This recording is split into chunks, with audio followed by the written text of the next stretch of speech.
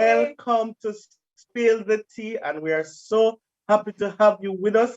Spill the Tea on marriage, where real couples talk about real marriage. And so I'm Kavan Allen, and this is my beautiful wife, Keisha Allen. Every week I think every week we do this. I should not get you on with me, but it's fine. I'm Kavan Allen, and this is my beautiful wife, Keisha Allen. Yes, that's me. Yes, and we are on a mission to make marriage great again.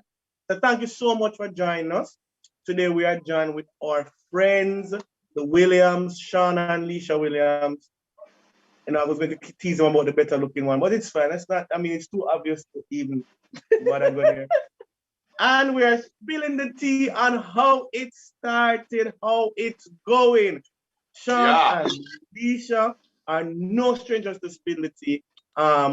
They have been married. Most of our people who have been, recording and spill the tea know that they are been married for what, 13 years come on July? Yes, almost 13 years. Almost 13 years.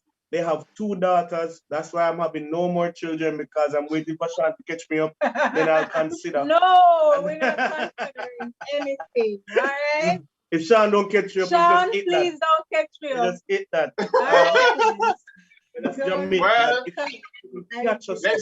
Let's see what life has to offer. Not stress me out.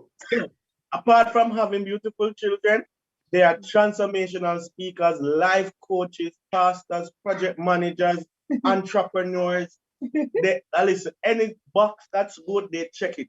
And again, they are our friends and an example and inspiration. One of them are very, very brilliant. My youth, stop this my wife on TV. Stop this my wife on the live. She's a brilliant woman. Oh, that's about that. Listen, I agree with you 110%. Yeah, man, it's good to be here, man. And they are really brilliant people, and so we are happy to have them. And I want you to follow them on Instagram. They have a page, Believe, Do, Change, inspirational, and also you can hear a lot from Sean as well on his page, So I Believe. All right, so check them out. Spill the Tea is brought to you by House of Clay. Woo! So for those of you who don't know, House of Clay is a luxury fashion brand that specializes in wedding dresses. And it's a Jamaican luxury fashion brand, which means all our dresses are designed and made right here in Jamaica in our cozy little atelier. And so if you know anybody that's getting married and needs a wedding dress, dream about something, and you want to own your dress, then House of Clay is the place for you. You can check out the website. It's www.houseofclayjamaica.com, and you can follow on Instagram and all social at House of Clay JA. Yep. So yeah. Yep, and also Kavan and Keisha, they also do marriage coaching.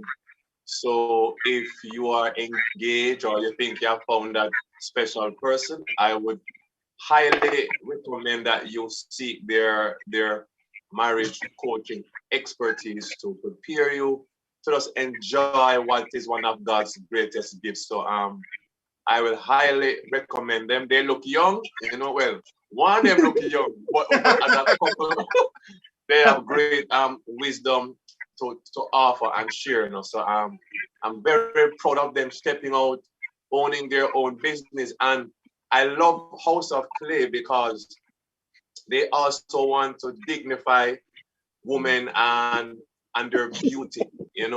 Our females have had almost an attack upon their value and their self-worth, and even how House of Clay dresses are designed or sized will surprise you, man.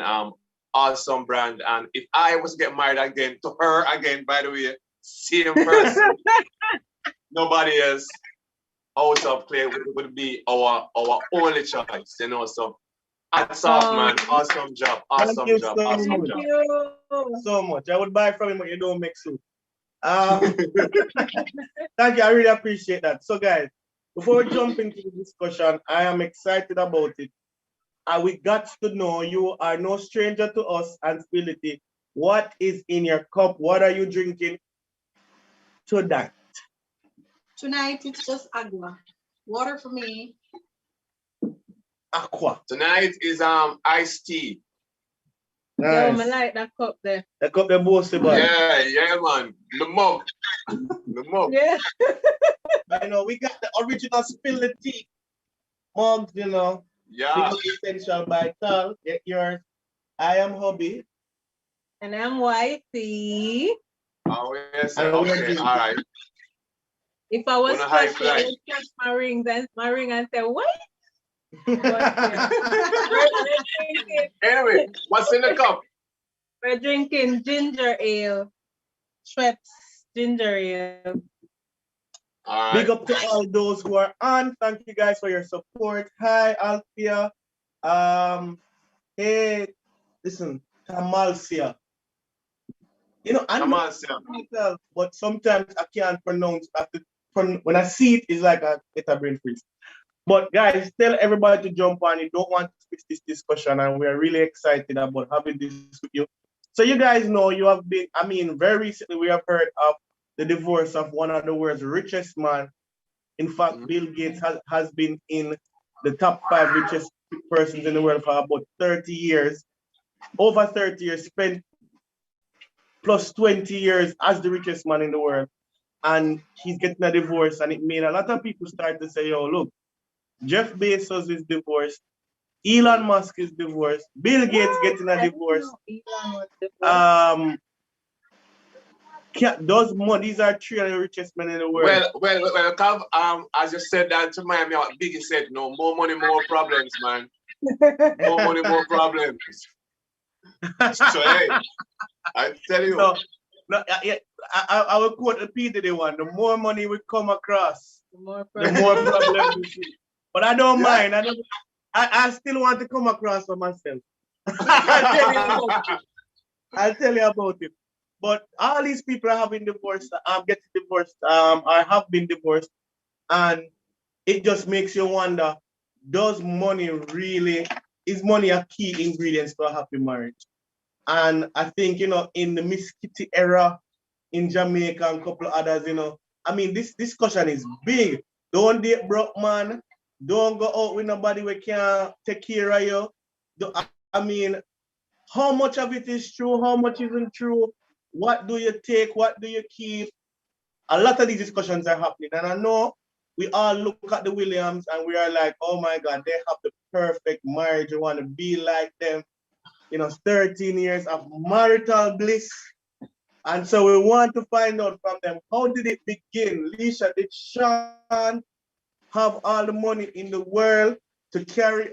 I'm not going to tease anybody. I don't want to get super defamation. So let me, you know, Miss Kitty in the court with about some guy thing. I don't mention that. But the point of that story was, you know, somebody that spends on you is spending the key to knowing that this man can take care of you and all of that. Tell us your thoughts. Tell us what Sean did. No, sir. So spending was not the key at all. In fact, when he and I met, we were working at a government agency, and it's awesome. It was awesome work, but you know it go entry-level government job. Never really earn much money between both of us. And by the time he and I started dating, he had left that government agency, found his passion, and decided to start serving. So he was actually a volunteer. What that, you know what volunteer mean? He not earn. That's what I'm gonna say. He might do what he love. Yeah. Wow. It's a good question, and I think one worthy of exploring. But I would say we cannot divorce ourselves from the importance of money because we need it to survive and provide for our families. But it's not the core of any relationship or marriage. And as Lisha shared, when we just started to really get close and go forward, heading towards marriage, I did not have much, you know? Didn't have much. You know? What, Lisha, where are you? Oh, go ahead before I ask that question. Yeah, so we were just, for me, it wasn't about the money. But I saw somebody that was pursuing what he wanted to do, and the money wasn't like the main objective to him, and that was something that, you know, gave me pause. It was something that kind of even piqued my interest even more, because all right, so I gotta tell you something. It never sound very humble, but the truth, right? So like in my 20s, me never too dusty.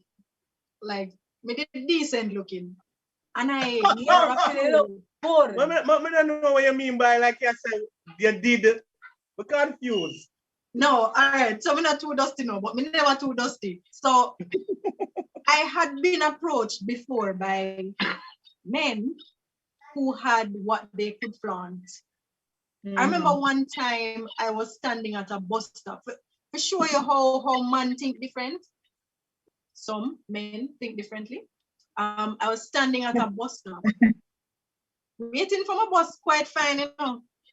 And a red BMW convertible pulled up. Me and the only person at the bus stop. A rude boy pulled up the car right at my feet, rolled down. Was it a convertible? It was a convertible. The top was up. The top was up. He rolled down the window and he just leaned back. So he didn't say a word to me. Him just like, this is sufficient. Watch this girl make the next move. And him just rolled down the window and I watched me like, yeah. So you come talk to me. You come whenever. And it was such a big turn up. We just wait for my bus to park up behind him. I'm go up in the Enclave bus, dating myself. But yeah. So when I saw Sean, and money was not his main objective and he was pursuing what he was passionate about, him catch my eye. Yeah. You know, let me, first of all, Katie letting us know that she's having mint tea with honey and a bit of Jack Daniel. That sounds great. That's all that something like Jack Daniel. With some other ingredients. But I don't know what a Jack Daniel is, but it sounds like alcohol, you know, kind of sound bougie, you know, mint tea with honey and a bit of Jack Daniel. I don't know nobody will drink tea with liquor. Yeah. That's our new level. Whenever I hear a little Baileys or something like that, but Jack Daniels, man, that's going hard. But I had to point that out. But you know, it is so interesting because money is important, and I can assume that you guys sat and talked about it, but you're saying it wasn't a deal breaker at the time. It was just about purpose and fulfilling. But what would you say to somebody, let us say 25, wants to get married? I mean, don't have anybody yet, but they're like, yo, what should my expectation be in terms of finances? What would you say to somebody asking that type of question? I think for male, it kind of different. I do believe both parties should, in my mind, if they don't have money, know how to manage it. As in, be good stewards. And so, part of my job now, even as a father, is to prepare my daughters to be financially literate, to know how to manage money before money comes. And so my main thought is be clear on purpose and position yourself by being a good steward and being prepared to manage resources. As a man, like for me, even though when I met Leisha and we are talking, even though I didn't have the actual money, I had a drive, I had a passion, I had the invisible wealth before I saw actual tangible wealth. Right. So I'm not saying here just pick up somebody for pick up somebody's sake. Because if you don't have a dream, a vision, a passion, a plan, or a goal, you are broke. Mm-hmm. Right? Not just broke, you know, you are poor. Exactly. Because many people have been broke, but poor is different. Yes. Because poor is a mindset, poor is a mentality. Yeah. So when she met me, I wasn't poor, I was broke. Exactly. And when somebody is broke and poor, that is a problem. Because poor is a mindset. Don't have any thinking, any future plan, just dead it. No and you cannot commit to somebody who just dead it. There has to be a plan, a drive, you know, a dream. Something that you are working towards, or you know what I mean? So it's a different way. I know there's pressure on us males, whether externally or internally, to have everything in place. You might never have everything in place. Exactly. Have enough and just start. So I would say, just to round that out, you both should have the capacity to earn. So even if one person isn't earning or you're both not earning, you should have the capacity to earn. You have a skill set, you have whatever it is that makes you employable or makes you able to turn something over, earn money. Because at the end of the day, you have to live. So you have to also have the practical into it. But underscoring what Sean said, complete difference between brokenness and poorness. And when I met Sean and I saw Sean in action, there was absolutely no doubt in my mind that money was going to come after him. When I saw his gifting on display, I was not concerned that we were going to stay broke. So may I wait for when the boatload come in, and then we can hand in not only my resignation, but my retirement letter. You understand what I'm saying?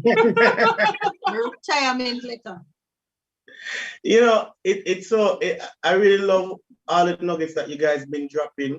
I think it's very important. Look, find somebody who understands how to handle money, even if they don't necessarily have money, that is financially literate.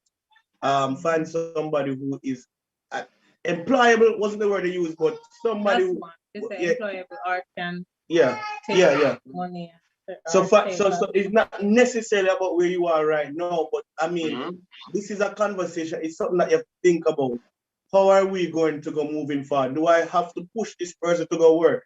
Do I have to help this person to stop and buy everything them say online credit card spending? Do I, you know? So, you know, Sean, I don't know if you remember when Rancy and Sharon was on, and I surely need to bring them on. And they shared the story. Rancy said he drove the Mini Cooper.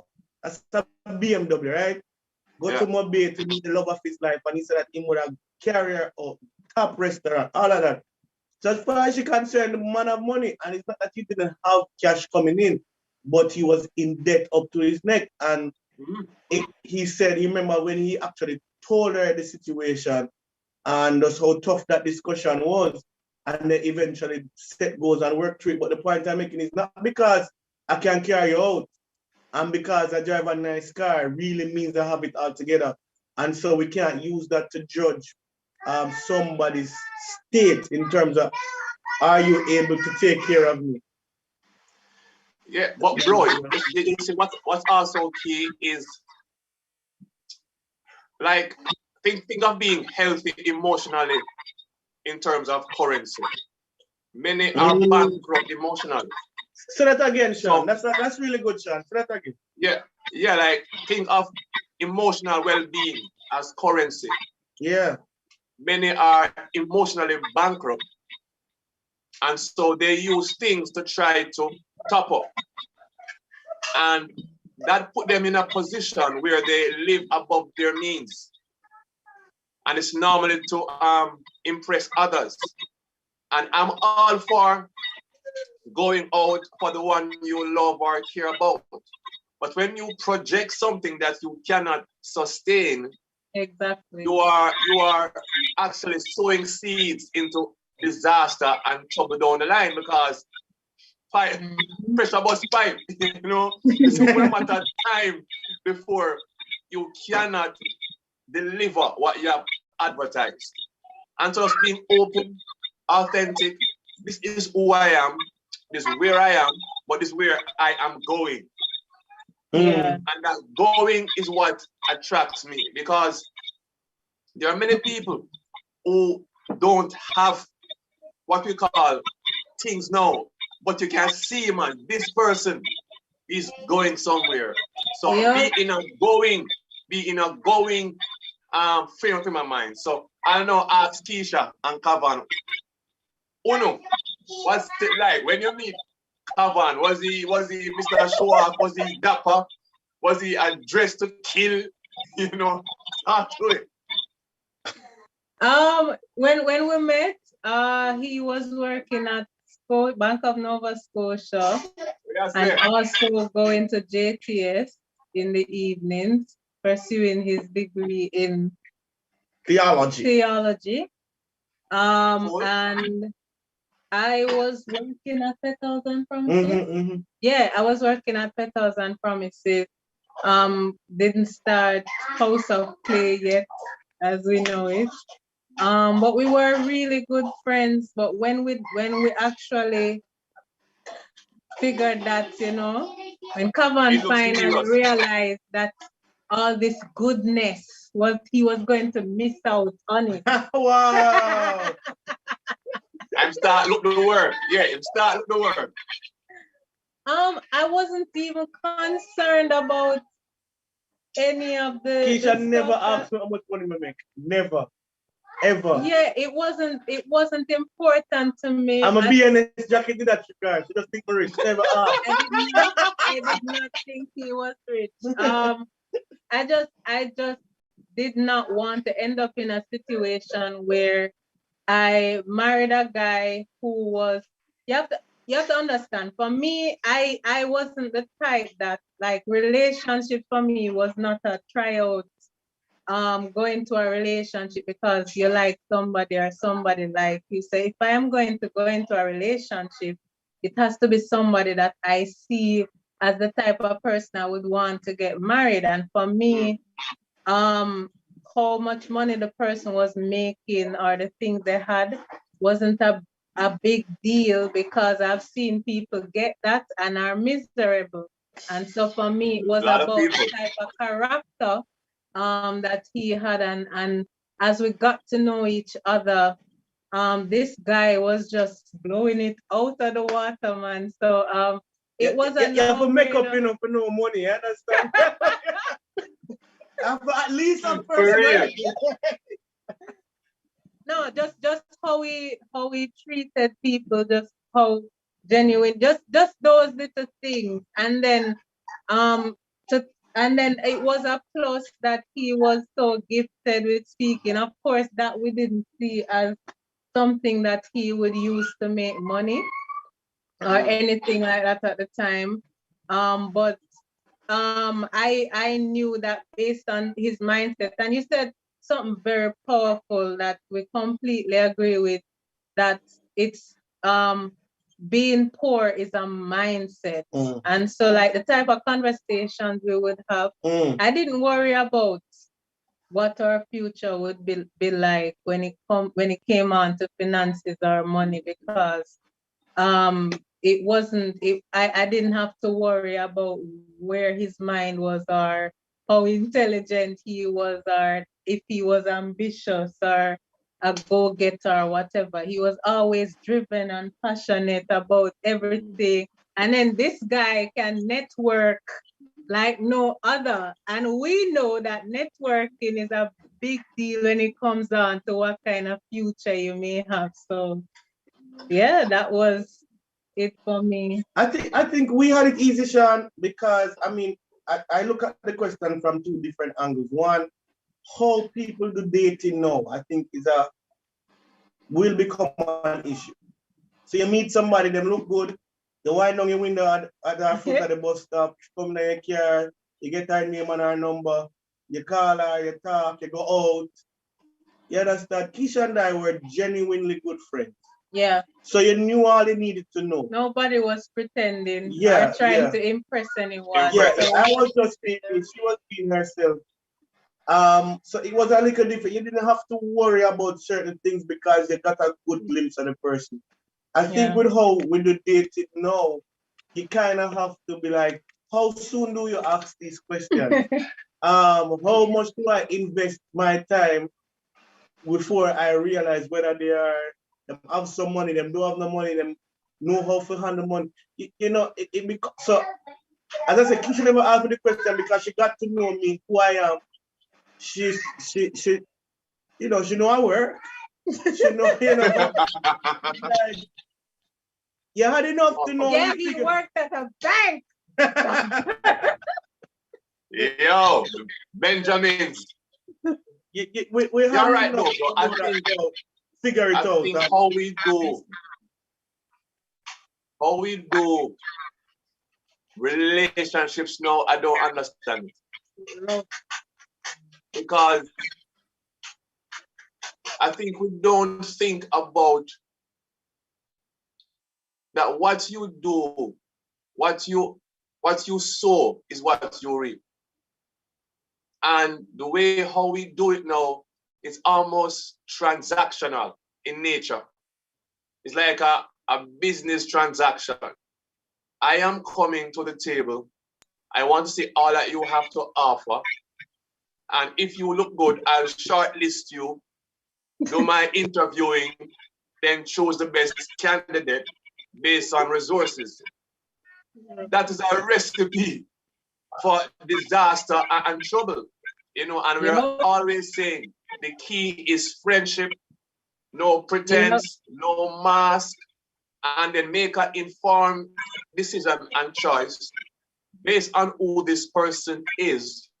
Is this someone I can do life with, grow with, and grow through? And thankfully, Leisha saw me worthy of investing her time and her life with. And I do believe she has gotten back returns and returns, you know, from the investment. Lisa, you don't have to answer here. Don't make nobody make on camera. Yeah, you know, and it's just powerful though, because for me, when she said yes, it was she saying, I believe in you. Wow. Wow. You know, and that does a lot for me because in my mind, I can't feel. Because if I have God and I have she, I can't feel. And so she has always pushed me to be the best that I can be no matter what. And that's also an example, you know, as a speaker, you emerge out of purely volunteer work.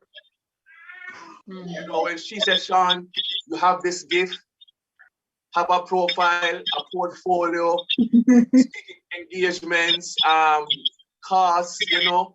I can recall one time she was trying to assess what my hourly rate would be. And I had this small figure and she had this bigger figure, you know, as in she was able to see my value more than me. Wow. You know, and so it's in that way she has helped me to grow and to blossom. So even though she started investment in me, she has partnered with me to help bring out the invisible visible. And that's life.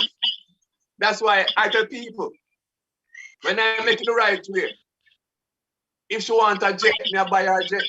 Yeah. I'm not care who and Bex. We have it on case, Lisha. Yeah, man. Yeah, man. Listen. Because when somebody believe in you, and support you, and Yes. walk with you, that different, because many people want ready-made things now. They want to be a part of the process. And when somebody comes with you in life and work with you and support you and encourage you and pray for you and build with you, priceless, man. Yeah. Priceless. Listen, Lisha, I just had a new dream after hearing Sean. When we get to the jet, I want us to spend Christmas. We're going to leave Jamaica, go to a time zone where Christmas Eve, where it's already Christmas, celebrate that day, then fly over to Jamaica back in time to do Christmas 2 days straight. But then if you're going to the I really talk, man. in time, We work it out. We must. we are going to reach in time. Christmas in Yes, Australia, then fly back over to Jamaica. We don't know But the flight to Australia no more than Listen, 24 I'm hours. trying to get what we figure it out. Yeah, man. Real talk, man. Real talk. Yeah, must have to figure out something. But listen, there's so much to unpack and unravel. I want to read some comments though. Yeah. Stephanie says, being broke with a vision and being broke and just don't care are two different stories. Shanna Yes. Lee Finnegan, Hi, Shanna. she said, hi, an ambitious couple who is working towards a plan is a good start. I love that comment because what a lot of people don't know is that one of the fastest ways out of poverty is actually marriage. When two people combine their wealth to support one household. Combine them minds. Yeah, so combine like, them minds, combine them NHT, combine all of that. But it's true though. It is actually a fact that one of the ways of poverty is marriage. And so I think when you do marriage right, as you talk about somebody to motivate, to encourage, to see in you stuff that you don't even see in yourself, it is a beautiful thing. But hearing your guys' story, Sean being a volunteer person, at least when he was courting you, I'm assuming even after marriage are close thereabout. What did marriage look like for the Williams in the early days? At the beginning. Start at The beginning. Yeah, what did it look like? Did he get the red BMW with the drop top? Make you say, see, thank God the one that going. So we are courting, and I sense that she's the one. She know a long time, but my eyes just open, right? So I'm having this talk with the father. I say, Father, please, she, and God's like, yeah, man, it's time. Yeah. I'm like, time. I real sense. No, it's time. I said, well, Father, if it's no, we need some things like even a ring, to propose, right? True story. So I am going overseas on an assignment. I was actually going to Asia. And some folks that give me start so into my life to help me make the trip. And I got so much money from that. I had money now to buy a ring. Yeah. Nice. I'm like, wow, all right. But I couldn't find any ring out that I like in Jamaica. So I spoke to a friend. She goes online, finds me a ring. I said, yo, I love it. I don't see it enough. I send the ring to my brother in the US and he bring the ring down. Yeah. I say, yes. Ring. I say, yo, God, just make sure she say yes, because you provide the ring, she must say yes. She can't flap the show, right? Boom. Proposed to her, thankfully, he said yes, right? So now I'm like, God, all right, so far so good, you say must go along with this. Wedding. And it just how God began to just provide for things, Some people offer this, some offer that. No, never tell story. Right, go on. You can't just summarize it. Some Yeah. people offer this. Yeah. Go on. So he proposed January 2. And yeah, after we talk a little By bit. the way, just the other day, me realized that she didn't know set I have the ring. Like, somebody make it slip. but me didn't know. Yeah. So can you imagine from me find that out? So from the day the brother land, me know so the ring there, you know. So every day me I dress up, me a flat iron my ear. Look here, no man. For real. And I had no idea. Say the girl know. Knowledge. I'm surprised, you know. Anyway, go on. So we decided that we don't want a long engagement. We'll do it, you know, like 6 months. Or less. So it was around about 6.5 months or something like that. But no, we have to start look for the actual practical plans, and it's not like we get the COVID marriage bailout plan. Where everybody Yeah. we have to feed some people.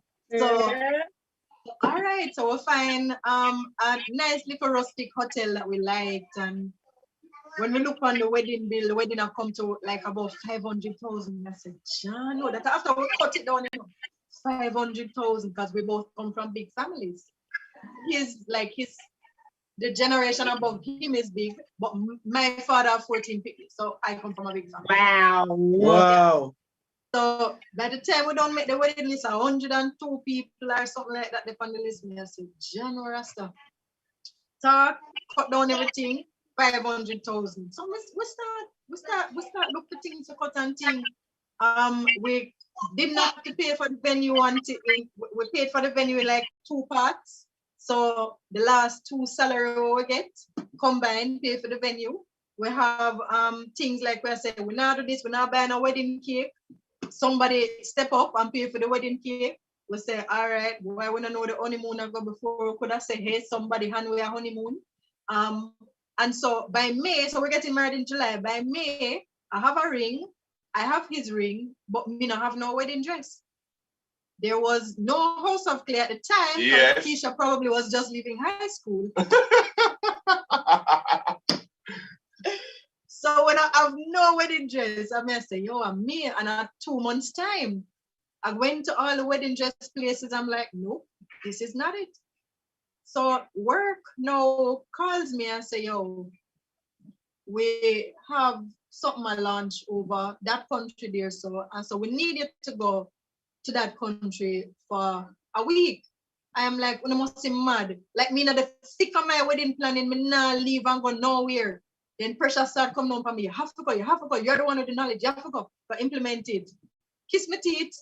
Ready for step on the plane. Them hand me an envelope. At first, me in my like a young self and know say, oh, you actually get a per diem when the company is sending you away. And so me get the little per diem. Look here, no man.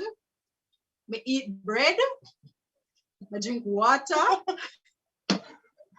And I saved every penny of that per diem. Yep. Until I come back home, and I know me have my little money. And a friend of mine called me and go, what you doing about your wedding dress? She used to work at Air Jamaica. So I say, I don't have one, you know. She said, all right, may I set up 2 body pass when you can leave work. And just like that, she and I flew to New York. I flew out the Friday, had to come back the Sunday evening. And within that 2 days, I found a wedding dress, a second dress me try on, go in at the store, look on it and say, how much is this? And the girl break her accent and go, you come from Jamaica? I say, yeah. She said, how much money you have? I tell her how much money I have, and she take her $50 off of the money we have, and I say, hey, you want me to write your invoice to $100? I said, no. But we take the wedding dress. Yeah. At the discounted cost, and this is how God works. And when we got married, from having no money and have to cut things off of the list, we left the next day to go on our honeymoon, $500, with 500 US dollars more than what we need for pay of everything for the wedding. Yeah, man. God alone. And it all began with us saying yes to God and what He was doing. Yeah. And He began to provide.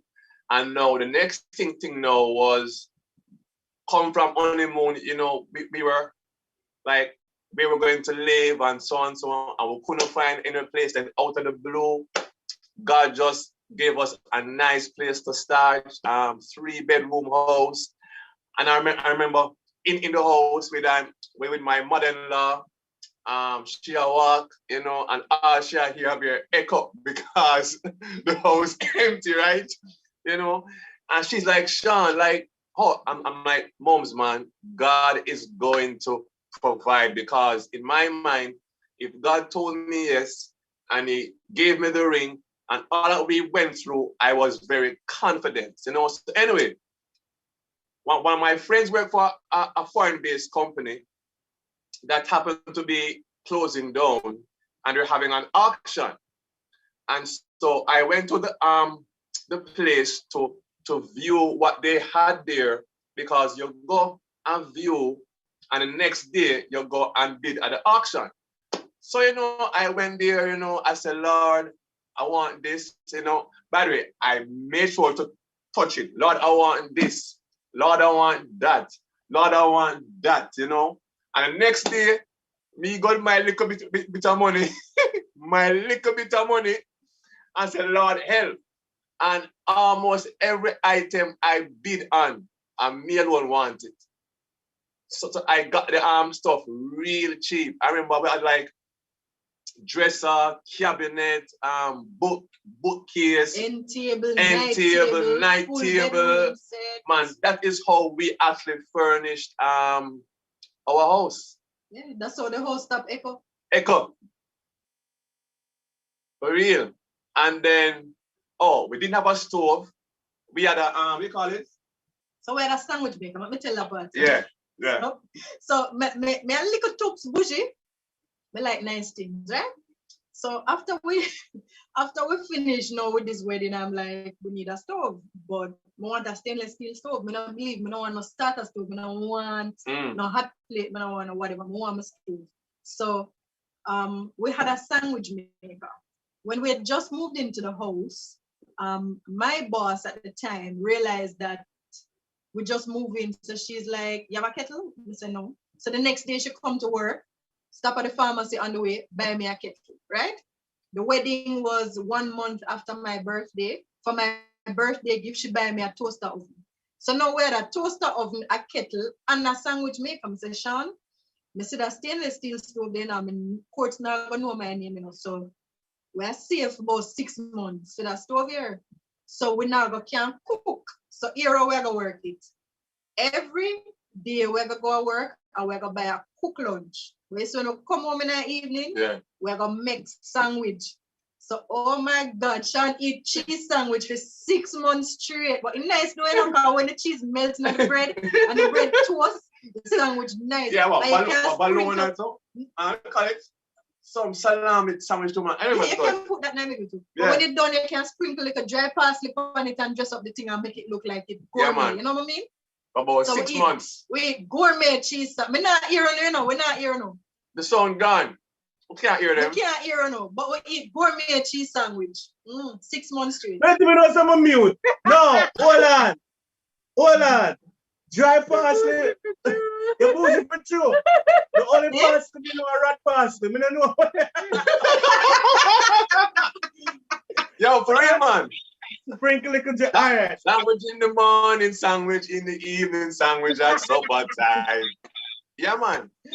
By the way, when we end up by the stove after 6 months, we all think it's we have stove because we were so used to the sandwich.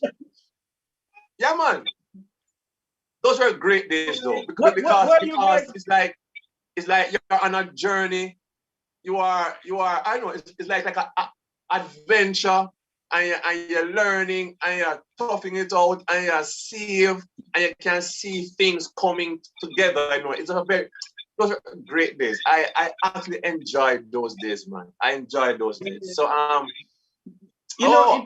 I'm sorry, bro. She actually got a job, man, and the job required her to have a car, and she had no car.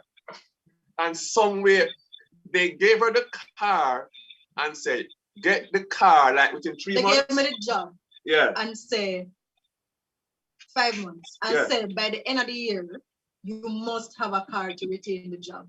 And come on, we not say no car. We not. No I money. don't money for buying no car. Student loan. Oh, man, Never tell you. done pay student Yeah, loan man. yet. And would you believe that God provide a car for the last day? Like the last week The last working day. when she was to confirm where the company says she have a vehicle. You are I'm telling you. joking. I'm telling you, man. So You know- those were amazing days. Yeah, and that's where I was going with it. It feels to me that when you, I mean, if you have your money, you have it all together, God bless you, God do bless your you. thing. But I don't think it's a criteria for a happy marriage. I think there are other criterion Mm-hmm. that are necessary. You say like no English. God bless Google. But to have an happy marriage. And for us, Sean, and we were having this discussion some time ago. Wait, listen, I never know something was wrong. We had a bed, a curtain, one sheet, Yeah. one A sheet. set of sheet that wasn't even the size. It was a of it queen was- size bed, and we and we got had a king size, sheet, a yeah. really nice king size. No, it was a regular. Yeah. Yeah, and we actually got a nice sheet set, but it was a size too small. So it was like a Mhm. double bed, and we gave that away. But yeah, Yeah. we started out with a bed, Sheet set, curtain, yeah, my sewing equipment. so a sewing machine. Then we Yeah. bought a 2-burner stove for But about- before we get to it, like literally when we came from honeymoon, we had a bed, Yep. a sheet. You know what I call sheet? You know how much? A curtain, an igloo, We clothes and one suitcase. So we suitcase. put Yeah. the clothes in and start a lay it flat Then the- under the bed. So you pull it out like a drawer, you lift it up Yeah. and you take out your clothes No, and you push It was in back the closet at first, but that never worked good. So Yeah, put it too under much the take bed, out, too much like take a out. drawer. Yeah. So you just pull it out. And you from know? under the bed, I opened it. And listen, I was so happy. Like I Happy never man. know And something. then the laptop. And we had a laptop. We used to watch bootleg movies. Yep. Yo, bootleg. Oh, God forgive me. God forgive me. Listen. Yo, Listen, she had the link to watch some TV online, some movie online. Look here, IT me did work in a Zin. We got all the movies. We Yo, got all the movies. Father, forgive us.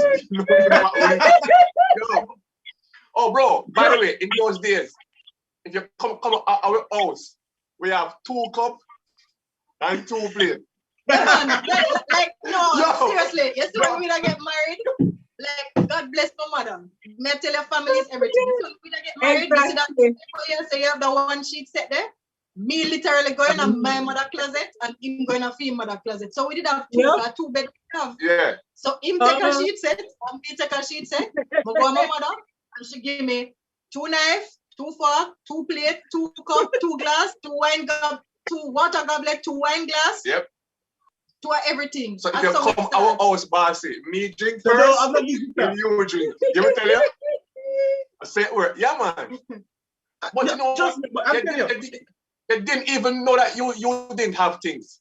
I didn't know. So even I Yeah. was saying to somebody recently, even we got so like the same week, the first week, Yeah, in the first week we got at least a week after, we went the to following Mega week. Mart in Portmore Yeah. and bought a 2-burner stove for about $2,500. And I was saying to somebody that I was so shocked. First of all, when you go buy, my mother gave me a gas tank. I said, don't buy the tank, change it out, it's cheaper. He said, Mommy, God bless you.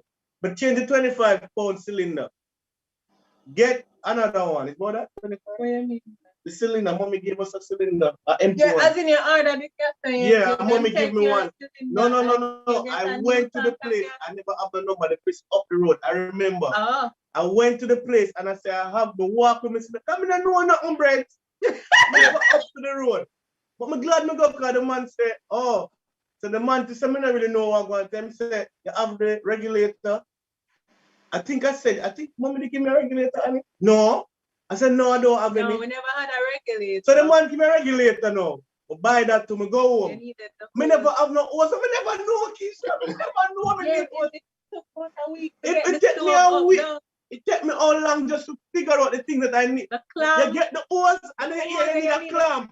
So we are trying No, to the pick them. first one was too small. The first one And could have then hole say- in the regulator. Them say I must put it in a hot water. Let me tell make you, it- Yeah, tell you I'll how make to it. Yeah. No. The Yeah. first one, I think came from my mother's. I was like, when I have a hose, she's like, I Oh, think yeah, you can now find you a had hose. some. Yeah, Keisha got a And it hose, had- it never fit. So with hot water, that never worked. So I had to buy hose. You buy the hose, no make sense, it clap. I never know. So all of the time that we are buy box food, we had no fridge. So it was We had an igloo. My an mommy igloo. lent down. You buy down that ice, an yeah. igloo. Put your water A in cooler. a cooler. Put stuff in it, with your ice and what. And we were so happy. Like literally, there was nothing wrong with me. I'm telling you, nothing could get me down. I never have no TV. I never have a wife, we and didn't we were have happy. And then I went and got the fridge. It was a nice house though, but Yeah. it was empty. Yeah. God Yeah. bless the sewing equipment that I brought in, because that It really included yeah. a table. Yeah. Where we doubled as a dining table. So I would put the tablecloth on it when I'm not working. And then so it had the machines, and so those were the things that actually made the house feel like something was in it. But Yeah, but for me though, that's it. for me, there is you have house and you have home. Yeah. Can you all hear me? Are you in the echo? You're hearing an echo? Yeah. Yeah, Go I'm hearing ahead, go you ahead. now. Are we hearing you clearly? Okay, all right, that's fine. There is a house and a home. Difference. A home is where love is, where families live. And house can have all the luxuries and still feel empty. Now it's great to have a house with enough things and have a home as well. But Yeah. we did not begin that way.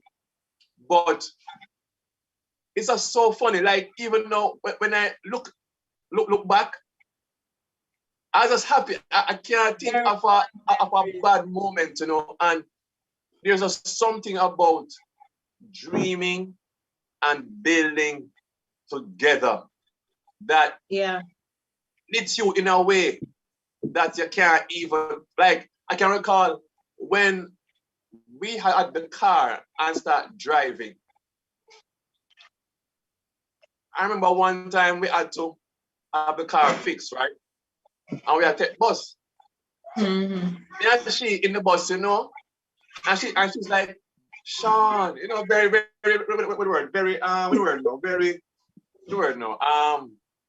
oh my gosh, that word.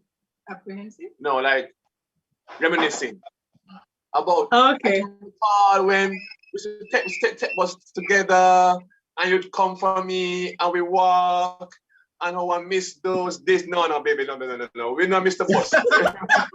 Baby, no miss it, baby. No miss the bus. But that day, I said to myself, I have a woman by my side who care our bus never matter. And that spoke to my heart, that whether we take bus, walk or drive, she was still there, and in life, man, I have no regrets. I don't regret stepping out and going through this life. It's worth it. I loved it. I enjoyed it. Even the cheese sandwich and the grilled sandwich, great time, man. Great time. Listen, I just think it's important that people know that you can plan together, you can build together, you can go through. It doesn't have to be, and it's fine if you want. So as I said, I look at it in two ways. It's easy to do that with Keisha, because we were good friends. I had no doubt I could trust her with my money. I had no doubt I could trust her in tough times. I had no doubt that, even before realizing I was going to marry her, she already had my trust, And so, that wasn't hard. So I think if we build relationships the right way, it will mitigate for itself, whether or not even you have money. And I think when it's And true, having the right mindset too, exactly. because for us it was always, we are a team, we're on the same side. It's not you must provide this, and if you don't meet that need, then you're workless. Yeah, But and it's how can we solve this problem together? That has always been how we operated. Yeah, and that coming together and you is know, huge. I want to go through a few things in the comment, all from Stephanie, Yeah, but man. let's go through it. Love that gourmet cheese sandwich. The older I get, the more I realize furniture and appliance is expensive. So I would go gourmet cheese sandwich in two. She asks a question though. She asks, what is the view on going into marriage and having your significant other is in debt? wow. We That never is had. Oh, Sean. Go. You can go ahead. Go. Go first. No, man. go. You No, go, you man. make sense. I'm just, me raining on your party. I think it's a big one. It depends on the body. It depends. Are you the one in debt, or is your partner in debt? But you said significant other in debt. That's what you said. Okay, all right, fine. It depends on where they are at mentally. Are they prepared to change? Are they prepared to make lifestyle changes and some tough choices and some tough decisions? Was it just bad investment? Was it just poor choices? Be honest and open and have a deliberate, intentional plan to go out of debt. Yeah. If the person have a kind of weird boy adult life, then obviously you say no, because marriage means that their debt will become your debt. And sometimes many of our debt is just poor choices, poor stewardship, ignorance, and sometimes it's just the way how people think. And we live in a time now where it's all about spending. Credit card, let me tell you, man, the credit card, people, be very wary of credit cards. And also these where you pay little on the front end and enough on the back end. The world is designed economically to trap you into debt. So once you have a tough, honest discussion and open, and there's a plan, then you may consider going forward, but also take godly counsel. And I don't want to just give the high level on it. I think if you are facing this decision, and you think that this person is a person that you would want to be committing yourself to and your life to, and to be growing together, as Sean said, your debt is once you cross that threshold of marriage, not your debt, is our debt. Our debt, yeah. So I would say one of the first things you need to do, and very soon, if this is what you're considering, pencil out that debt. You need to put down that figure on paper. What is that number? And you need to figure out how that number goes. Like what kind of interest is going on. It is like high interest debt. Is it like credit card debt, where 1 month it is 90,000, but next month it going to be 106,000 because the 90,000 going to grow 16,000 worth of interest in 1 month? Is it that kind of debt or not? And you two need to sit down and figure out our combined income when we get married is going to be 250,000. How are we going to manage this $250,000 to reduce this debt? And when can we reduce this debt? Because you're not going to start save till you get out of the debt. So you have to sit down and look on paper and see the practical side of it as well, to see how can you plan your way out of it, all the while looking at whether or not this is a mindset where somebody is just not trustworthy. Because if that is the case, then this is not the final number. You're going to have a different number by the time you say the I do's. So think about it very carefully. And by the way, openness in these matters are crucial. Mhm. It is one of the things that bring many marriages down. Trust me. Death is of the devil. Me I tell you, death is of the devil. And once you get into it, it's like a snowball effect. And so be very, very careful. Now, listen, excellent points. Agreed. Agreed 110%. I feel like there's something when you talk about transparency and being open. I think that is a must. Once, if it is possible, to have that discussion. Hey, we want to get married, but you have this debt, and our life will be so much better without it. Let us work on a project together to get your debt free before the wedding. Right. How soon, if possible. I'm not saying you have to be slavish, but I think it's a great project to work on together. And I'm not even saying that you put your money towards a person's debt. You can just plan it. So you make $10, the debt is $200, you put X and X on it. But if you need lunch money one day, we're there to help you. And you can make decisions upon. You know, what we'll do, when my mother cook, I bring the food over and we eat my dinner together. Whatever we have to do, you know. Yeah. Stuff like that. But I'm not saying that you're going to take your money and say, I'll pay your debt or I'll give it to you. I'm saying you look at some of the hindrances together that stop you from paying off the debt in a certain time and see how you can work together to, bypass. The person has to show a commitment and a willingness to sacrifice. Yes, sacrifice. So therefore, if you normally go to KFC every day, brother, once a week, because it's going to require you doing something different to get you out of what you got yourself in. Yeah. So you can't be the same way and think things are going to change. No. But why? And then planning a wedding and executing a wedding can be expensive. Can be very expensive. So yeah, if you can deal with it before, might go in with a lot more debt if you can't get that under control. If you can't deal with it before, it will be tough for you because you're going to get married, then you're going to even if you live somewhere on your own, you're not going to look at a new place.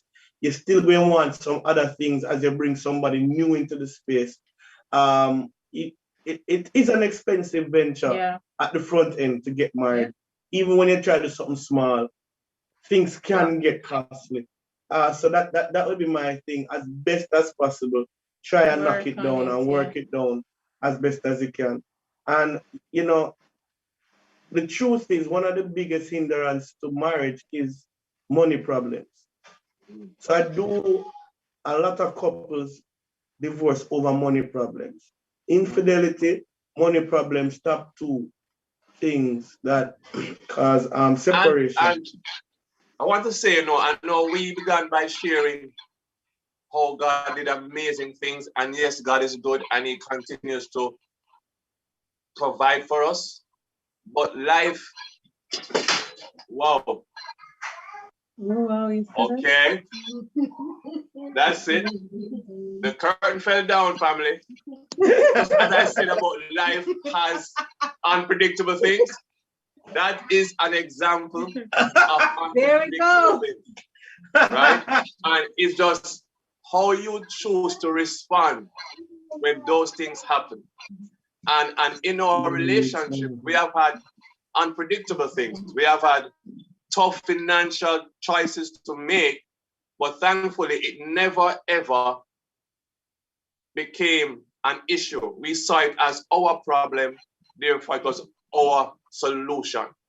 And that is a mindset. So it's not my money, it's not her money, it's our money, and how are we going to solve it? And we had a season of incurring debt.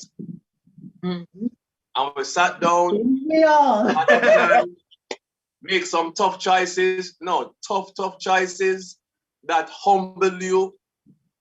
But hey, we are going to get through this. And thankfully, we got through it and we are on the verge of totally coming out of it. But it took commitment, sacrifice, and decisions. How when the curtain come down? Yeah. You know, you're a The preacher, you curtain know. come down. You're a preacher, you know. You say you use everything. And I'm telling you know, because Even now when the curtain I'm comes thinking, down. the curtain come down, we are live. Boy, I could have shame. Mm. But thankfully, it never licked me, never licked she. We're good. And shame is only Yeah. And shame is a choice. Yeah. So Wow. that was a key lesson that we learned, that something bad can happen and people are the enemy would want to bring shame, but you have a choice to choose whether or not to walk in shame. And we chose the best interest of our family. Therefore, if it means that you normally shop at an uptown supermarket, I get tight. Go a wholesale, go Done. downtown, go try find something for cut costs. You Yep. know, we used to buy like bottled water. No, start refill. I mean, just find ways. yeah. One time I was the Catherine speak, now Yeah. we go to the water store. What a store. But that is better. Yeah. And the way out in Jamaica, food and grocery expensive. Papa, Yo, yeah, I have to find ways to cut the cost. where's when you have picnic? Oh, Listen. man, don't talk about that. I think Who that was was sitting such a home great. and I eat like That's Pray not for us. thing there. You can't give them sandwich morning, evening, noon, and night. You know? them always hungry. Mm. It don't Them work always so. hungry. You know, I Yeah. think the truth is too, the key, especially when you don't have money, is to find two people who know what it means to be content. I think that's a big thing.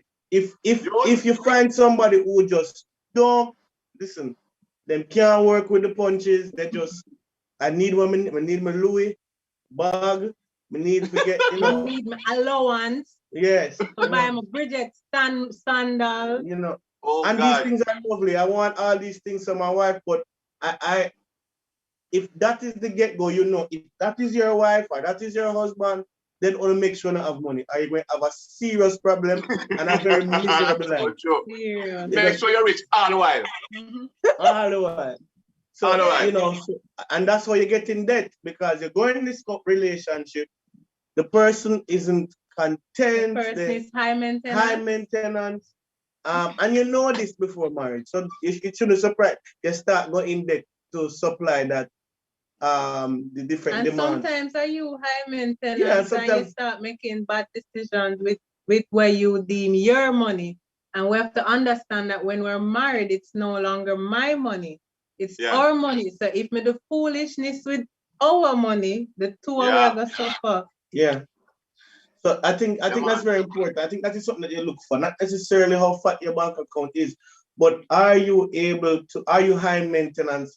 I mean, high maintenance means different things to different people. Some, you know, I probably wouldn't have put parsley on the cheese bread thing. Now But, let that go, you know. you know, so somebody might say you high maintenance, can you put parsley on it? So I'm not, but I would put parsley on it. I'm not saying that. No, but I'm not saying. I don't spend on it. I'm not By the telling way, you. I recall going to a certain couple house and have fried chicken with cinnamon. No cinnamon? No cinnamon? Secret spicy. Who does that? Like, Sean. who does that? Sean, Yeah, you can't give away secret recipe. That's why with chicken Just saying. tastes like KFC, Sean. Part of the secret Just recipe. saying. Part of it. Part of it. It's today, Sean. It's today we cook fried chicken and Auntie Marley was on the phone and she's like, "What? We're not doing fried chicken? I love Keisha fried chicken. It's the best." For real. Don't stop give up with secret, Sean. I'm sorry. My daughters are also asking about her nuggets. Like, why hers taste so good? I tell you. So you don't have to be rich to spice up the food in your kitchen. No, I agree. Yeah, you know. So I was joking with somebody that when we got married and we were, you know, when I left Scotia, and it was either the business or nothing, and things would get extremely rough. People wouldn't imagine how tough things had gotten for us. I remember sharing with some people what we were, a friend, not complaining, you know. I was just consoling her that things will get better. A friend of ours going through a tough time. I know what you're going through. We got, and she was like, and una always happy? Yeah. Because what was happening never, affected my happiness. But I remember we used to have a lot of ramen noodle, right? So we created a recipe. This I will share with ramen noodle, sausage, the ramen sauce, egg. Well, it's a special. It's a one. So we don't do it like a soup. It's like a fried pasta type. So the noodle is the pasta. You cut up the sausage, egg, cheese, sweet pepper. Listen, it's when they do that, the one pot meal thingy. Long time I don't eat it, I want some now.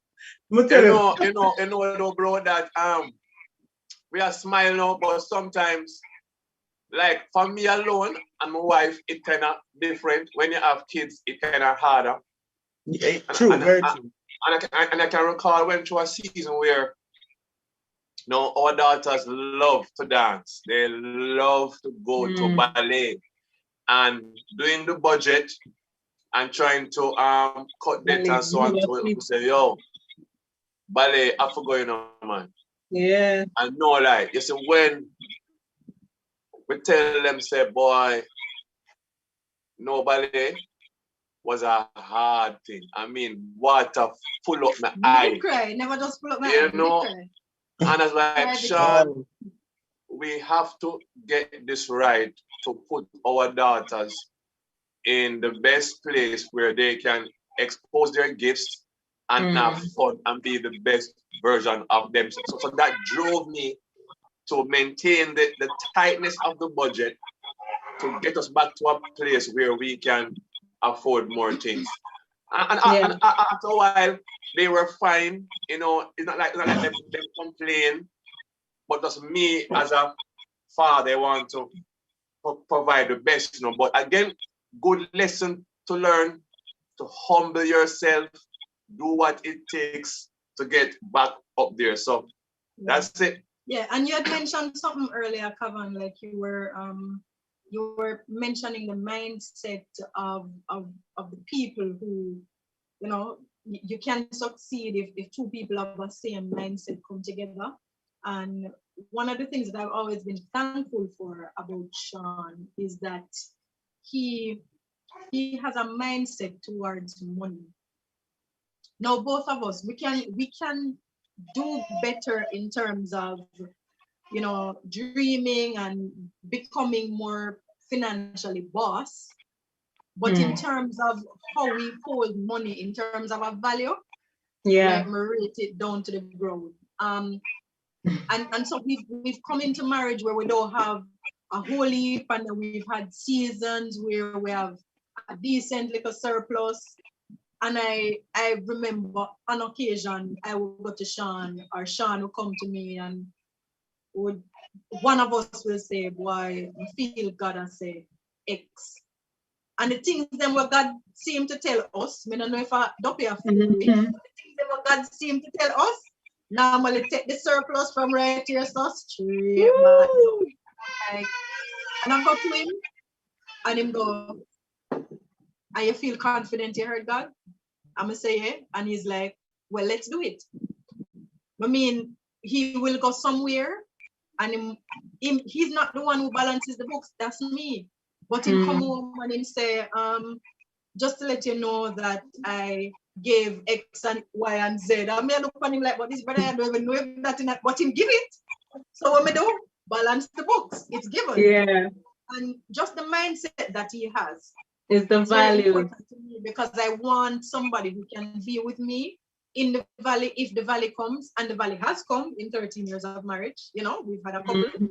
But I want somebody who not only know how to stand up on the mountaintop with you, but somebody who can be in the valley with you, and somebody who can help you climb out of it. Beautifully said. Beautifully said. I just feel like, again, the world is looking at marriage from the wrong angle.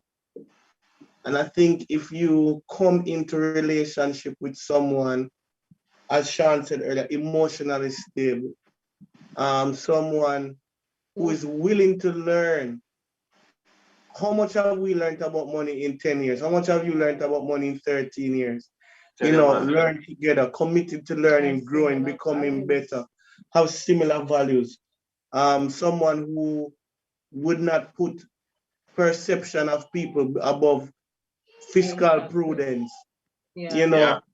When you find somebody like that, I mean, all of us would love to find a sugar mommy or a sugar daddy, but if you only end up with some of us dream of being a sugar mommy. I said the cat. I love it. For me, though, and a next tough thing which I've had to walk through, though, is how does a man handle it when his wife earns more than him, and how does she treat him when she earns more than him? And these value systems are key, because I chose to follow a particular path, volunteering, serving, working in church and the different NGOs, and she was in corporate, or is in corporate, and she has never made me feel like less of a man because she carry home more bacon. There were seasons when I had tremendous surplus. And it wasn't like I felt like I was making up for last time. And it's just, especially for women, just how we understand our men, to not make sure that we don't rob them of their sense of worth by what they make or not make. So it's like, she don't come and say, yo, turn off the light. I mean, I pay the bill. You know what I mean? These kind of comments which eat away at a man's value, a man's self-worth, because the concept is our money. Exactly. And you have to learn how to not make that become an issue in how we handle it and how we treat each other. Yeah, and I think that is the problem. The my money versus yours. That has always been the issue. When that becomes a problem, who makes more money, and who doesn't, and that has never been an issue for us because it's always been our money. What are we going to do? How are we going to solve this? How are we going to pay this bill? How are we going to do this for the children? It has always been ours, and what are we going to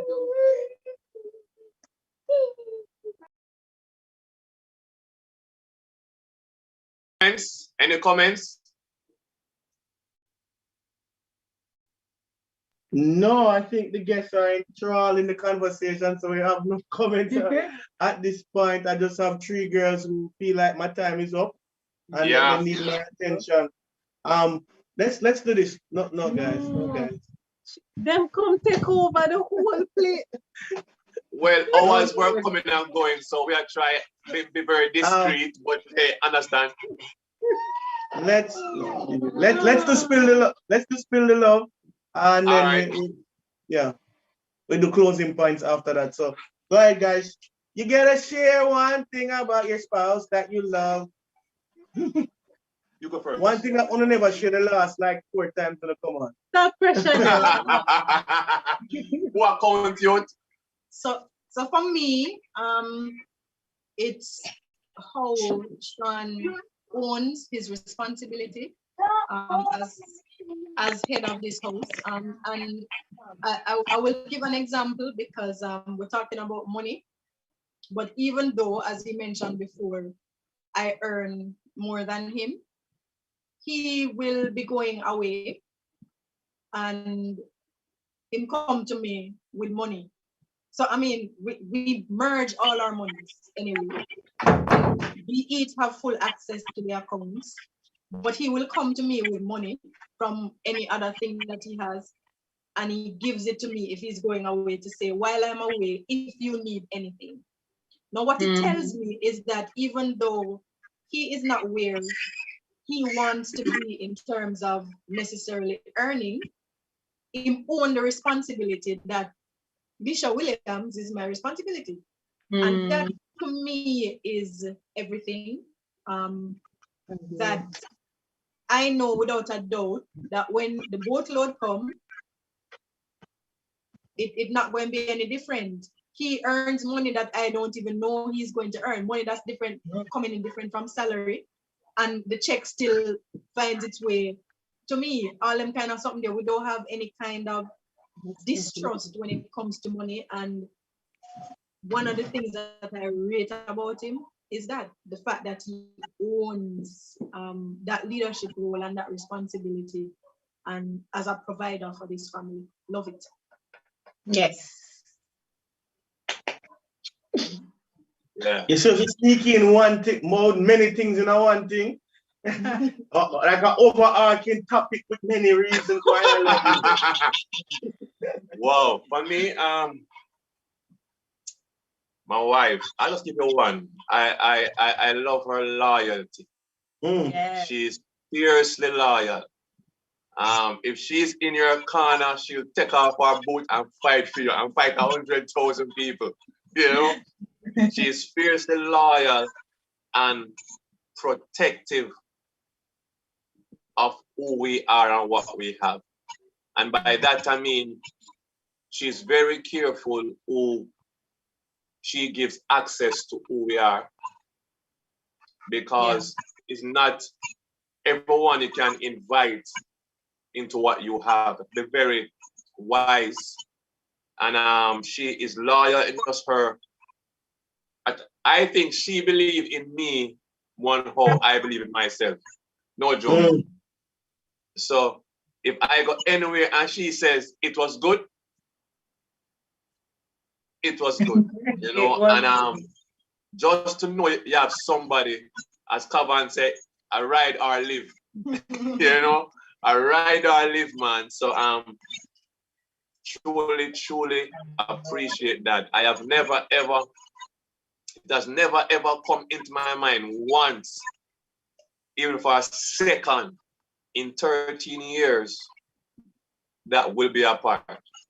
Wow. Not once. Even in the storm, Peyton and Lauren on the bed. Hopefully. And by the way, we have had some rough times, you know. We'll come, well, on the next time. On our 20th time. No. On the next minute, we'll talk about the car chase and the bailout, but not now. But the next one. Next week. Yeah, man. So I know I have her support 100,000%. So I love that. Thank you guys. That is amazing. I won't keep on much longer. You know, as in a warm each other heart, I release it to warm each other bodies. For me, there are a couple of things that come to my mind. I go with this one as I reminisce and just the different times when things were a little tough financially. I marveled in how good of a cook Keisha was, because Keisha would take nothing out of the cupboard and create a recipe. I'm gonna feel like it's a rich youth. When you take this and that and mix it together, we have created so much. I guess it could have feel bougie recipes from literally all you have in your cupboard. You understand? That was awesome. He just said, we're gonna put that and that and that and that and each and every member say nothing, you never have nothing. You never remember that, oh, this was out of you are broke and you can't afford the food. That's why you eat this for dinner.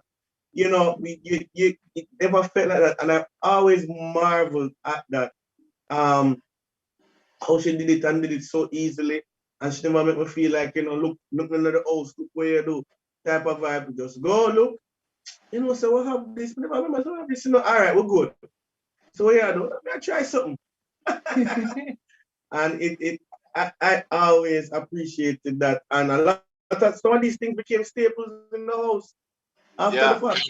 Some of these things have become part of our meal thing.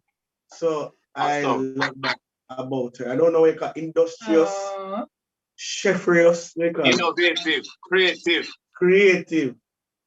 Yeah, man, for real. Kish.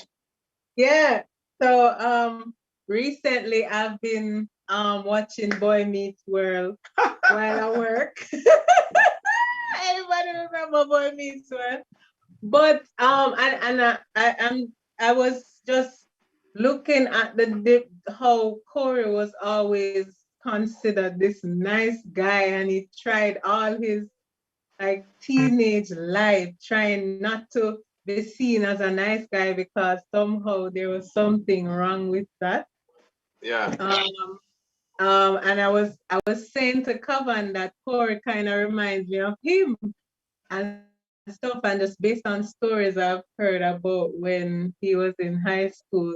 But what I appreciate about Kav is that he's a man without trying to do it like everybody else or do it like how society say a man should be, and he owns it, and it doesn't prevent him from being a good husband or a good father or whatever. So you know they say men should be able to do this and be you be able to drill things and do whatever. He doesn't pretend like come on. I bought a drill recently. I bought a drill and it was not for me. Wasn't for me, bro. So I got you. No. I was talking about that drilling, but that's right. So I just love that. I'm not going there. Focus, yes. I love that he is like a real man, a real good man, a real good husband and father without having to try to do it how society has prescribed or try to be somebody else. He's so authentically Kavan and a good person. That's why I love him, and I'm happy that he hasn't changed because of whatever other people thinks or what people thought he should be doing to be a man or to be ready for marriage. I mean, that's another story and a half about the obstacles and the naysayers based on just certain things when we were to get married and stuff. But I have no, can you imagine if me did get the type of man where society did prescribe, the one who could do all of these things and still miserable. So I just really love that. Thank you for loving the fact that I can't use that too. You know, when we got married, we had quite a few tools in the house. Screwdriver, quite a couple of them. None of them belong to me. I went and bought a hammer because Keisha's like, we need a hammer. And she used the hammer. I don't think I've ever used the hammer. But that's fine. We have a few questions that I want us to address before we go. Yeah, man. So I'm going to go through them. I'll start with the first one. Do you recommend one or two accounts? Do you recommend one account or two accounts? I want to hit this so we can share your thoughts. For me, it's not about the account, how many accounts, it's about transparency. I know for some people, you already have your account that you were getting paid in when you got married. you know, And you're still exactly. required to use the account Yeah, to get you paid. still use the account. So you just continue doing that. Keisha have access to my account. I don't hide it from her. In fact, I'm trying to get her to have more access. You know, if she need to do anything on the card, they give her the card to do whatever she wants to do. So I really believe in Everybody access. knows what's going Nah, where. yeah, man, and how much is there and whatever. So I think transparency is important. If you can have one account, though, that is helpful. Right now, we literally only Except for when we you want to mainly plan use a surprise yeah. party and you Yeah, have that's the hard part. other ways. So right now we really only use one account. But it's not. If we we started out with two separate accounts because it was just convenient. They already existed. We couldn't bother got a bang put name on hers. Couldn't bother, you know. So, but we were very transparent. Yeah. I know. Very, very transparent. Password and stuff. I All of that. agree, but also consider certain realities in that worst case death, worst case something happened to you. Have a will, make sure that your partner have access without difficulty, because anything can happen in life. But as Kavan says, the key is transparency. In marriage, in my opinion, there's no get vex money. You know, which is a Jamaican culture, I guess. But be transparent, because the moment you start to hide things, it creates suspicion. So once there's trust there, have a clear plan. It creates opportunity to. Yeah. So what I do now, if I want to surprise her, I tend to use cash. You know, because she's the one who handles the credit card statement, so I can't hide, you know, or I get creative in how I source something so she don't know. Sean, you know what was interesting? The party, I think you were overseas, but they sent a video. One of my birthday, my 30th birthday party. Yeah. After the party finished, my wife said, "Oh, you owe so and so X amount, and you owe so and so. Oh, I'm paying back so and so. The other people me owe for my party." I said, it wasn't that much, but I had to get creative, as Sean said. You know. Yeah. So how do you correct an issue where one spouse says it's our money, but you don't, I guess, don't know what they earn? You know, I think sometimes we have some habits in place that weren't necessarily the best. And I think now, as you could be married for a year or maybe 10 years, whatever the amount is, you set a precedent. I think it does have a. I don't think people in general like to be nagged. So all I'm saying is, don't do it when you're arguing. Don't do it. Don't do it at a time when, you know, like, you don't tell me what you should tell me how much you make. I mean, like, but I think you need to have a discussion where I know this is not a practice, but I feel like this is how we're going to grow together, build together. You know, we need to know how much we think. And I tell people, marry somebody that you trust with money. Money is too important to marry somebody that you don't want to tell how much money you have, you don't want to share your account with. Like, if the person don't make you feel like you want to do that, wait. Yeah. And at the root of that, though, at the root of that is fear that you can't tell me what you earn, or you choose not to tell me what you earn. Sounds like it is fear-based, and I think that that's definitely something that you all need to look into. And you made the point when you started that marriage is one of the easiest ways for people to rise above poverty, or to increase their level of income or whatnot. And there is no way we can build together if we don't know what the tools are that we have at our disposal for building. Yeah. And those are pre-marriage conversations. Yeah. Please. But the question is how you fix it after you're married now. Yeah. and you don't know. So the conversation is that Oh. it's our money, but yet Oh. you're not sharing with me how much you are making. How do you remedy Choose a a right situation? time, have an honest and open conversation, but don't say, me don't know how much you make, can I tell me? As she said, babe, we want to build.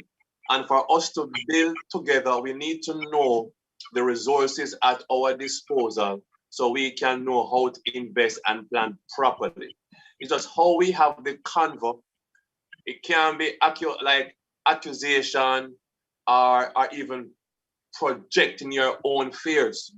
Come with the best interest at heart, expect the best, and don't assume the worst. And by the way, choose the right time, the right place. And if you're a female, do not say to your husband, honey, we need to talk. Don't use that phrase. From me, Hold on. don't use As a that phrase. female, You must start phrase. as a female asking for a friend. So what if I have the conversation how you said to have it, right? Yeah. And then my husband, so my husband is good with words, and he says, well, I know I have a picture of where we are and where we stand, and I know our financial standing. Don't you trust me to lead this family?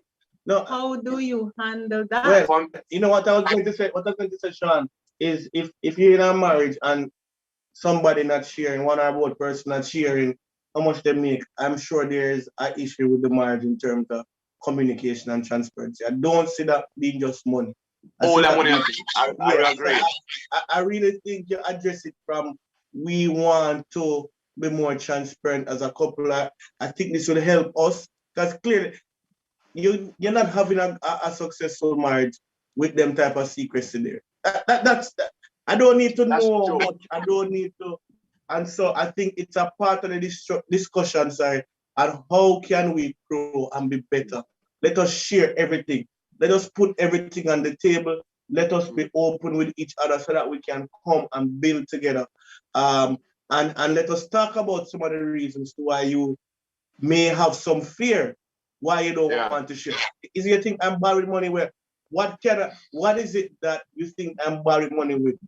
How can we address it and adjust it and both of us become better for it and from it?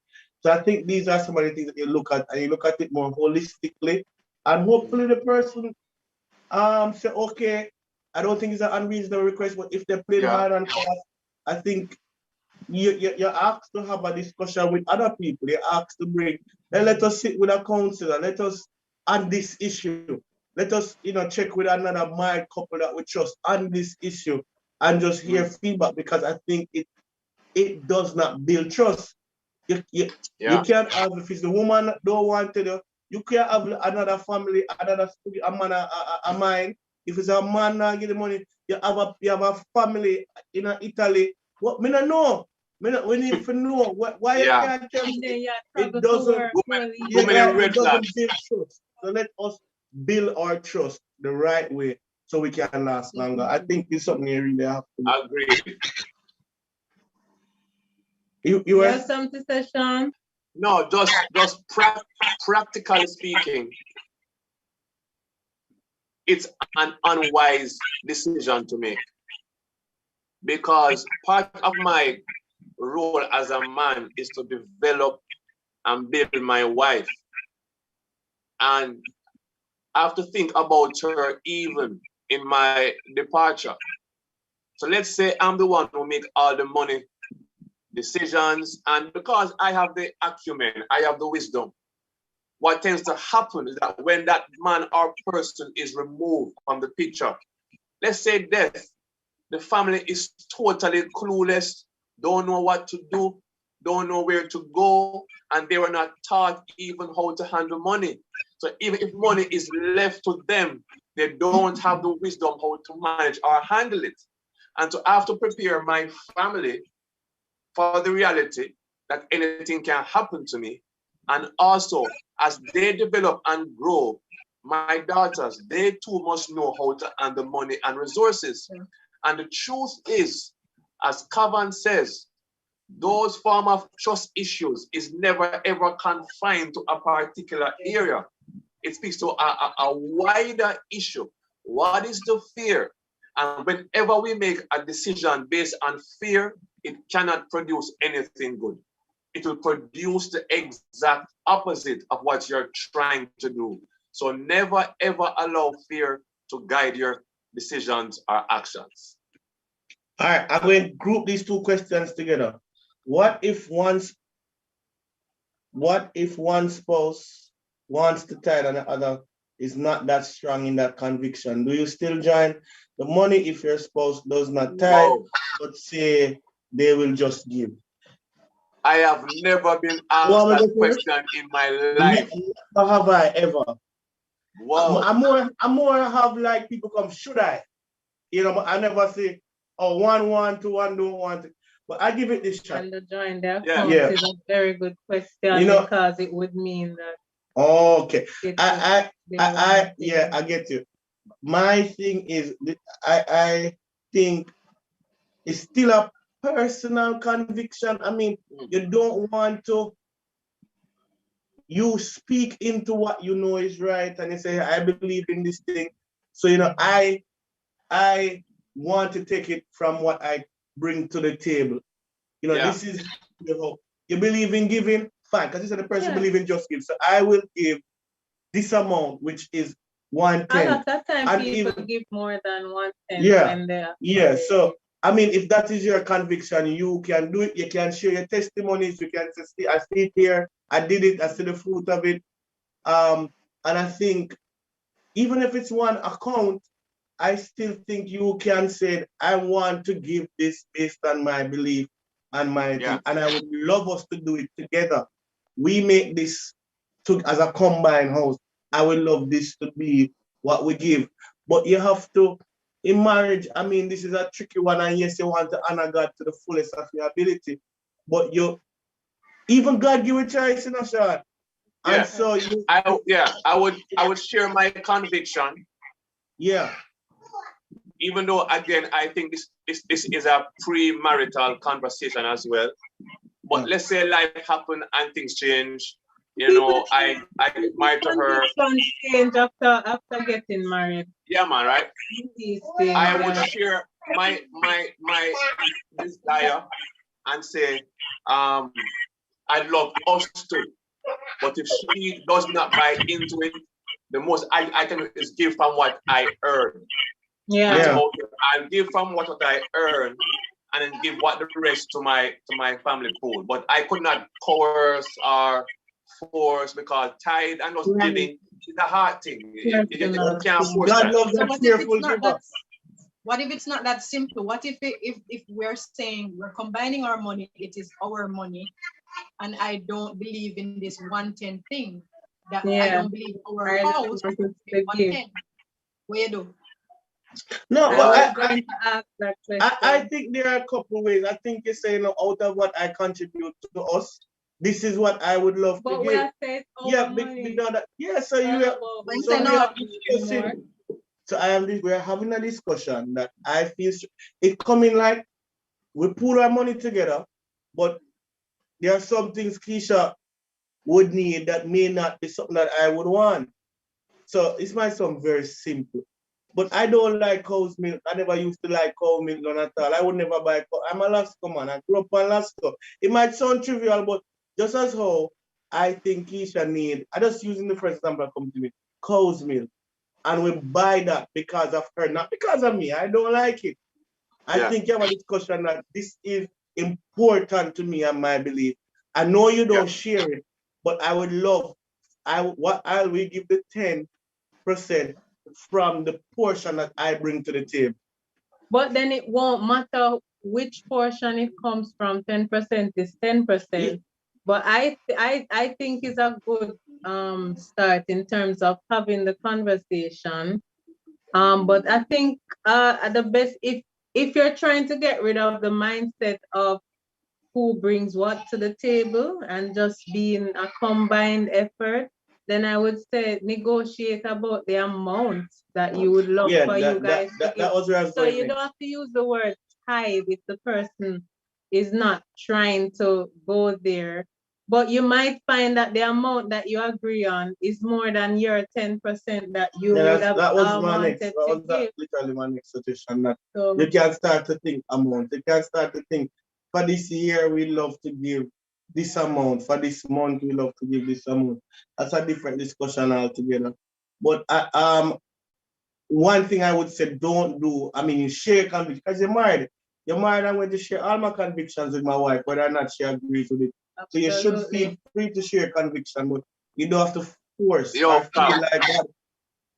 I'd say on it the same way how NHT come out of my salary and NIS ties are the same thing. When the ties But don't pay, you can't set that up, you know. You can't set it up. when the But ties only don't too pay, much things that it's come yours. out of the salary and the thing now balance, you know. Too many Yeah, things man, that but come out. meet halfway. Yeah, Yeah, we meet each I other agree. We have halfway. to meet each So other. yeah, I think it is fair to allow somebody in their conviction, even if I am not convicted like that. So Yeah, that is where I will start. And I mean, and Yeah. you continue sharing your have conviction a and testimony, conversation. yeah, as you go along. Good question though. Excellent question. Oh yeah. Well, I think this will open up the eyes of somebody not yet married. There's some of the things you need to talk about. You know, Yeah. I think I would think about this how beautiful you are. Can't No, wait no, to that's get allowed me married. to take out. Yeah. That way you to take out. Oh, how beautiful you are. So, these are some Get a room. discussions. Anyway, let's go. Again. You say get a room. But guys, I think that's our last question. We Awesome. want to thank the Williams for taking the time out to share this and being so open Again. as usual on your journey and your process. I mean, we had a similar testimony with There's our so wedding. much to the story, but you know, Yeah. time. Time doesn't allow, yeah. Yeah. So, but we thank you guys for being We'll open. share I a really lot hope more. this was helpful to somebody out there. And if you know somebody that you feel like this episode could be really helpful to, please share. Also, please subscribe. Click the bell so you can get notifications. And when we go on, we'll have a guest every week where we have real couples talking about real marriages and Yeah. real marriage. No filter. No filter. See you guys next week, and thank you so much again, Sean and Alicia. Enjoy it as usual.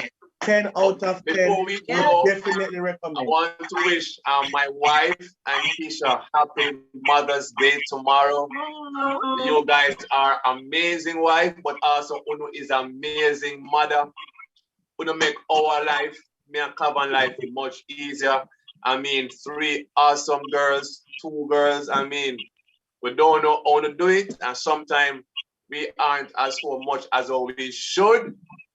But thank you, man. You all, I know Kavan and I wouldn't want anybody else. Wouldn't want Nobody it. So else. happy Nobody Mother's else. Day. And You those know, who are also watching as well, have an awesome day tomorrow. God bless. Thank you. Great way to close out the show. Thank you so much, Sean.